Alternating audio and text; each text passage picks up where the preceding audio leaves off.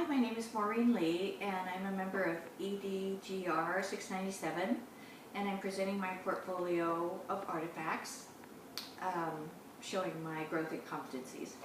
I was obtaining my endorsement in special education, so my work is mostly going to illustrate the work I've done in my practicums, EDSP 598 and 599. I was working with a mildly to moderately impacted child and then a moderately to severely impacted child. So those are mostly what I covered in my competencies. For competency 1, assess knowledge and skills of students in relation to long-term content goals and district standards and determining the knowledge and skills each student needs to accomplish them. For this, I included 2 assessments that I did. The first one was the Assessment, Evaluation, and Programming System, AEPS, which is what we use with preschool age students. And that is the population that I'm interested in working with. I've done a lot of long-term assignments with Multnomah Early Childhood Program, and I requested that both my practicums be with that program, and they were. So this is an assessment that we do with 0 to 3-year-olds or 3 to 5-year-olds, and it assesses them in 6 domains: cognitive, gross motor, fine motor, adaptive, social, and social communication. So my first practicum, I conducted this assessment, and it was very informative, and she actually showed growth. I did two of the same assessments, and I graphed both of my assessments to show that she had grown after my lessons that I taught. The second artifact was an administration of the Woodcock-Johnson 3 test of achievement, which I did in a class with a co-student. The next competency is competency 2. Design instructional plans that incorporate knowledge of students' developmental levels, interests, abilities, and learning accomplishments consistent with content goals and district standards. What I included were my lesson plans for my student in EDSP 598 and 599 to show that I could plan these lessons. Although they were for a special education student, I did include the Common Core standards within these lessons, and so I was able to look at the student. I needed to assess the student. I needed to look at their background, look at their file folders, and really plan the lessons around their needs and their abilities, and also tie them into the Common Core standards, which is a requirement now, even for special education students.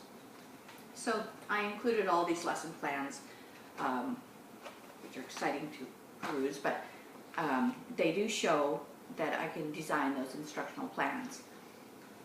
Competency number 3 is establish a classroom climate conducive to learning, positive classroom management, a safe and developmentally appropriate environment, efficient organization of time and materials, and effective transitions. The first artifact I included was the handbook for the Multnomah Early Childhood Program. It's the parent handbook. And I included this because it talks about interventions for challenging behavior. And Multnomah Early Childhood Program does use the PBIS format, the Positive Behavior Intervention and Support Program, to assist children with those challenging behaviors. And working with them, I was also incorporating this into my work with the students. So I did include that. I also included the visuals that I used in the classroom for EDSP 599. I was working with a student who had autism, and these students are very visual learners, as many children are in regular education too.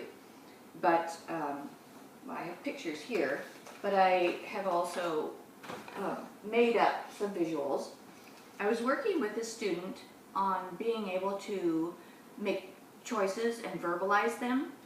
And so I made choice boards showing preferred toys, wanting him to choose between toys and verbalize that choice.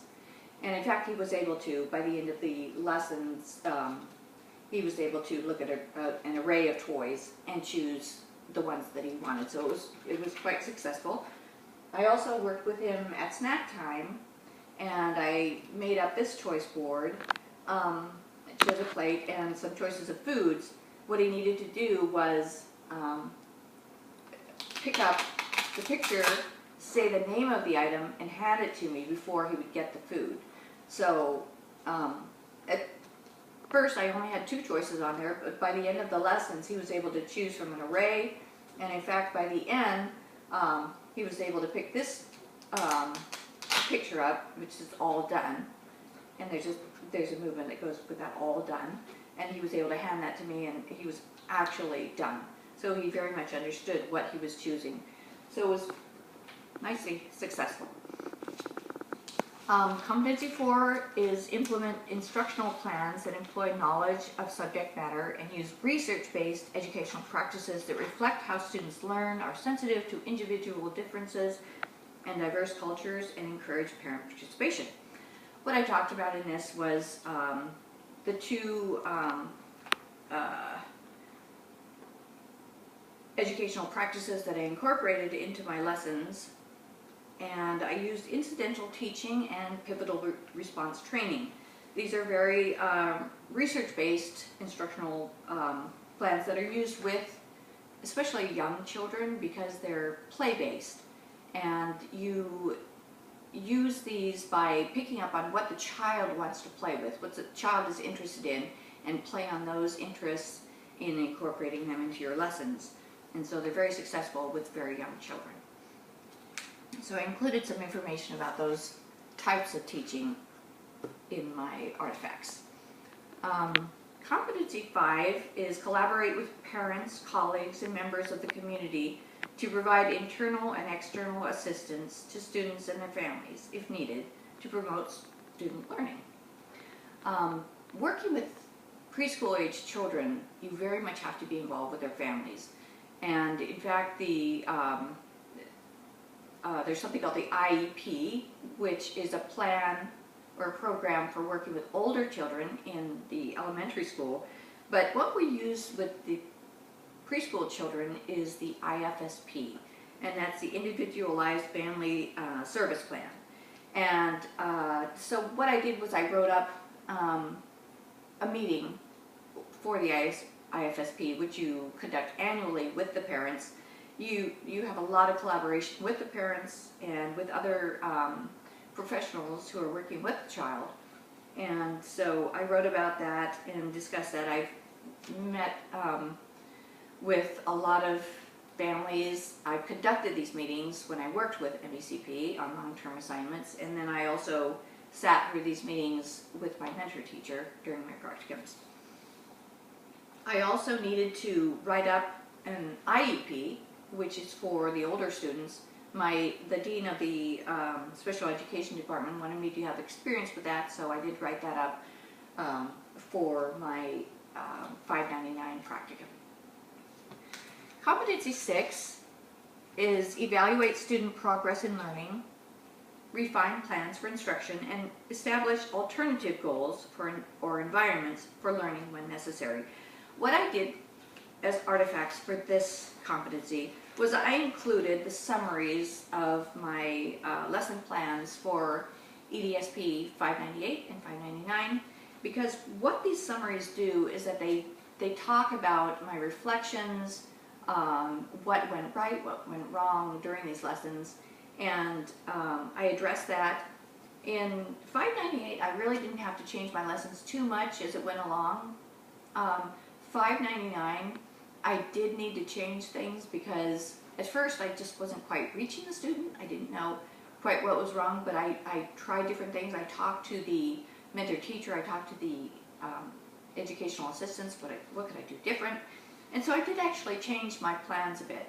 And so I am flexible when it comes to addressing my plans, changing what I need to do, and I can reflect on that. And it's very important to keep data and note the progress of the student. Competency 7 is document and report the progress of students in achieving content goals and district standards. What I did for this artifact is I included my student monitoring assessment tables, my data sheets.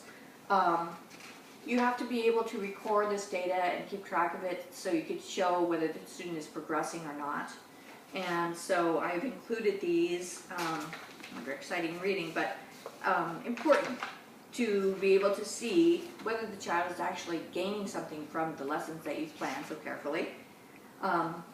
This is a task analysis sheet which shows the baseline data, how he was doing on his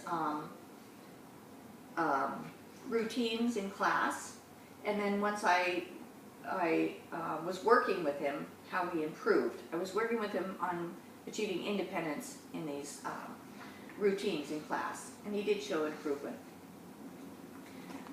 So competency 8A is use emerging research on teaching, learning, and school improvement to enhance practices. I talked again about the visuals. Visuals are very important, and in fact they are emerging, because if you think about it, 1975 was when IDEA was first enacted, and so we've really only been working with these students on these special education goals seriously since then. So BoardMaker is a very fantastic software that you can use to make pictures like this, which are very effective with children, not only children with autism, but especially children with autism, because they are visual learners. And it's amazing when your student is just wandering around, not knowing what to do, and you show them a picture like this, get in mind, oh, okay, suddenly it makes sense to them, because it's a picture, and they can suddenly understand. Whereas if you're talking to them, or they're hearing other things going on in the room, sometimes they can't get it. So this was an important one for my student also, cleanup. I could point to this, and okay, he can put it together. What we're doing right now is cleaning up. Another one is wash hands. Wait, we're waiting. All done, the other one that I showed earlier. Look here at me. Stand, instead of wandering around. And this was a big one in preschool. Circle. Circle time is very important, and if you can show this to a child and just have a visual impact with them, then it's a lot more effective than just constantly reminding them verbally or physically moving them. So these are very effective, and BoardMaker is a huge software that we use to make up these visual pictures, so I included some information on that. I also included a paper I did on addressing the principles of faith-free and appropriate education and the promotion of the least dangerous assumption and self-determination. This is addressing the whole issue of inclusion in the classroom, which is huge. And it is emerging, it's new. I mean, even now, a lot of teachers don't want special education students in their classroom.